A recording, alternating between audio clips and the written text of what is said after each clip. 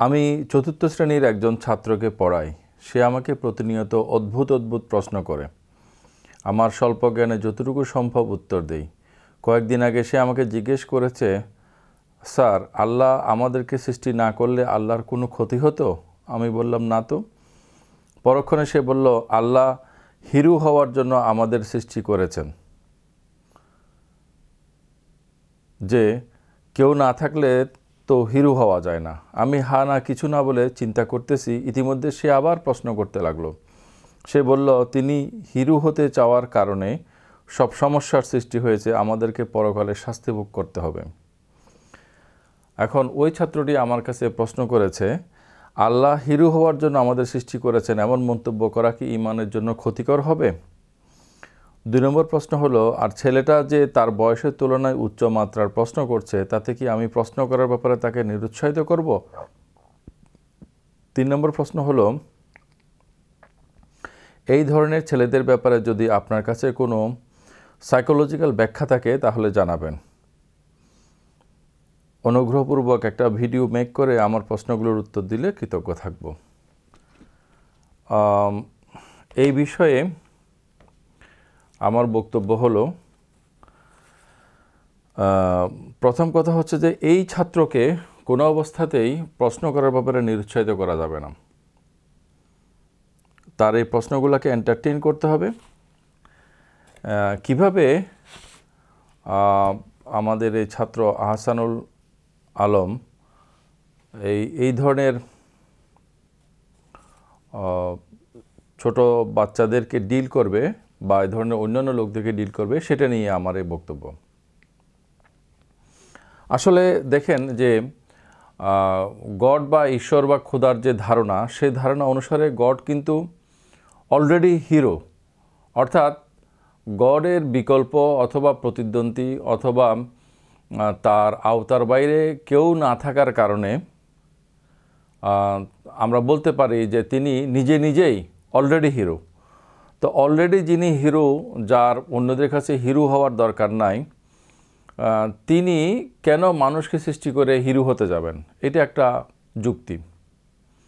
আরেকটা যুক্তি হতে পারে যে গড যদি আমাদেরকে সৃষ্টি না করতেন তাহলে তো আমরা সৃষ্টি হতাম না, এবং আমাদেরকে কেন সৃষ্টি করেছেন এই প্রশ্নটাও আমরা উত্থাপন করতে পারতাম না, এবং আমরা যে ভালো কাজ করে পুরস্কৃত হওয়ার যে আমাদের সম্ভাবনা তৈরি হয়েছে সেটাও আর হতো না।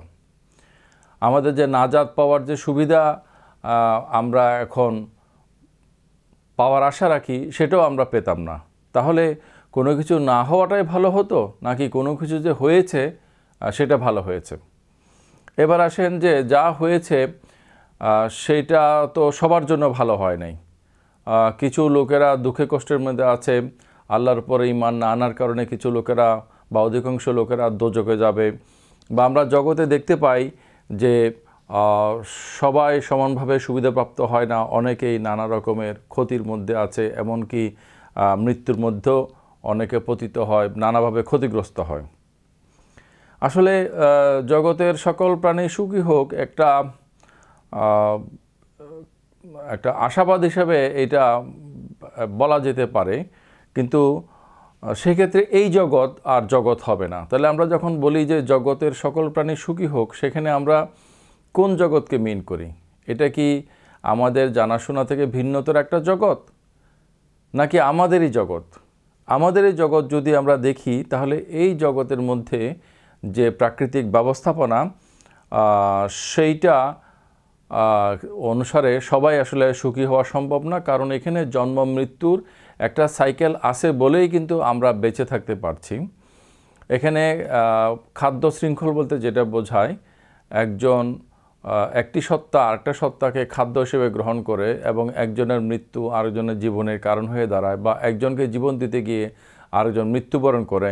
এই যে ব্যবস্থাপনা, এই ব্যবস্থাপনার জন্য যদি আমরা খোদাকে দায়ী করি এবং তাকে বাদ দেই, তখনও কিন্তু আমরা এই ব্যবস্থাপনার যে নিষ্ঠুরতা এবং এটার যে নেগেটিভ দিকগুলো, সেগুলো থেকে আমরা কিন্তু পরিত্রাণ পাই না।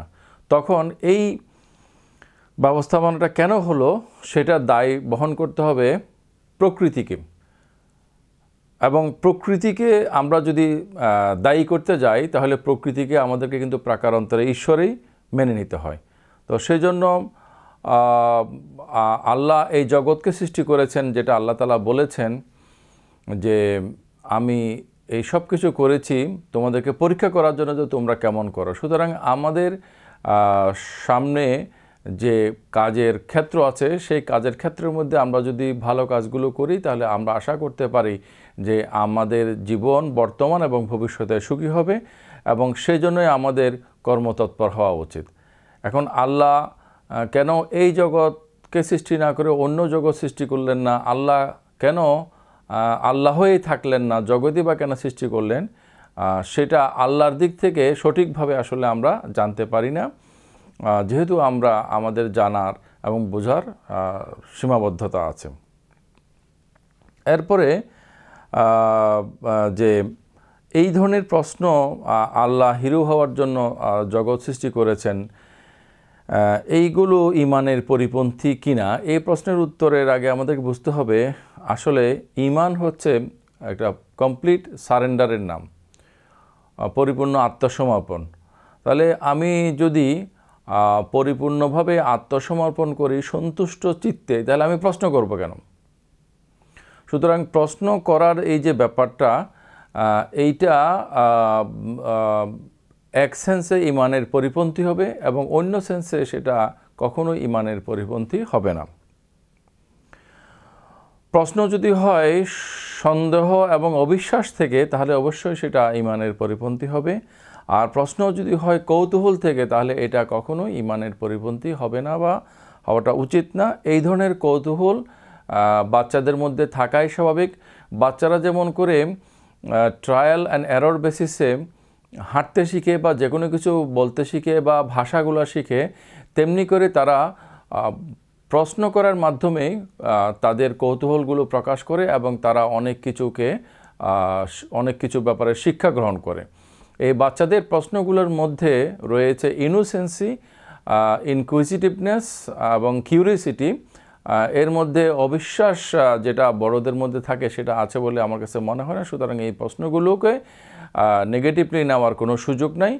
আর এই যে কৌতূহল, এই কৌতূহল শুধু আমি অন্যান্য সময় বলেছি, এই কৌতূহল আমাদের বড়দেরও ক্ষেত্রে হতে পারে, সেটা নবী রাসূলদেরও হয়েছে, এবং এটা হওয়াটাই একটা মানবিক ব্যাপার এবং বাচ্চাদের মধ্যে এই বিষয়গুলো বিশেষ করে আছে। সুতরাং তাদেরকে এই ধরনের প্রশ্ন করার ব্যাপারে বরঞ্চ আরও উৎসাহী করতে হবে এবং তাদেরকে বুঝিয়ে দিতে হবে যে তাদের কোন কোন প্রশ্নগুলো সঠিক এবং কোন কোন প্রশ্নগুলো আসলে প্রশ্ন হিসেবেই ভুল।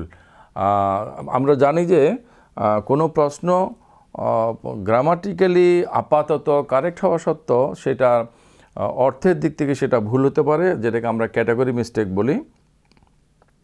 সুতরাং এই ধরনের ক্যাটাগরি, তাদের কিছু কিছু প্রশ্ন যে ক্যাটাগরি মিস্টেক, সেটা তাদেরকে বুঝিয়ে দিতে হবে যাতে করে তারা এই বিষয়ে সঠিক চিন্তা বা সঠিকভাবে এটা নিয়ে তারা অগ্রসর হতে পারে। আর বাচ্চাদের যে মানে চাইল্ড সাইকোলজি হচ্ছে যে সে জগৎকে এক্সপ্লোর করতে চায়, সে সেটাকে জানতে চাইতে গিয়ে সে সেখানে নিজের একটা অবস্থান তৈরি করে, এবং এই অবস্থান তৈরি করতে গিয়ে বাচ্চারা সাধারণত বড়দের মতো নানা ধরনের আচরণ করতে চায়, যে বড়দের জুতা পরে হাঁটা বা বড়দের মতো করে করা, এই ধরনের ব্যাপারগুলো আমরা দেখি। বড়দের মতো করে প্রশ্ন করাও কিন্তু সেরকম একটা ব্যাপার। তো সুতরাং বাচ্চারা যারা এই ধরনের প্রশ্নগুলো করে, সেই বাচ্চাগুলো আমরা আশা করতে পারি যে ভবিষ্যতে তারা অনেক বেশি মেধাবী এবং জ্ঞানী হিসেবে গড়ে উঠবে। এই প্রশ্নগুলোকে আমাদেরকে উৎসাহিত করতে হবে এবং কোনোভাবেই এই প্রশ্নগুলোকে ধমক দিয়ে বন্ধ করা যাবে না। প্রশ্ন যদি আমি না জানি উত্তর, তাহলে গোজামিল বা ধামা দেওয়ার চেষ্টা না করে তাদের কাছ থেকে সময় নিয়ে তাদেরকে বলতে হবে যে এই বিষয়ে তোমার সাথে আমি পরে আবার কথা বলবো, এবং অতি অবশ্যই আপনি পরে কারো কাছ থেকে জেনে নিয়ে সেই বিষয়ের সাথে কথা বলবেন, যাতে করে প্রশ্নটা তার মধ্যে একটা মীমাংসায় পৌঁছে যায়, এটা যাতে চাপা পড়ে না যায়। আসলে ছোটোবেলায় যেসব প্রশ্ন মনের মধ্যে জেগেছে এবং আশেপাশের লোকেরা যেগুলো সঠিক উত্তর দিতে পারে নাই, এই কারণেই দেখা যায় যে অনেকে পরিণত জীবনে পরবর্তীতে সন্দেহবাদী বা নাস্তিক হয়ে যায়। তো সেই জন্য বাচ্চারা এই ধরনের মৌলিক বিষয়ে প্রশ্ন করেছে, এই বিষয়টাকে আমাদেরকে ওভারঅল অ্যাপ্রিসিয়েট করা উচিত।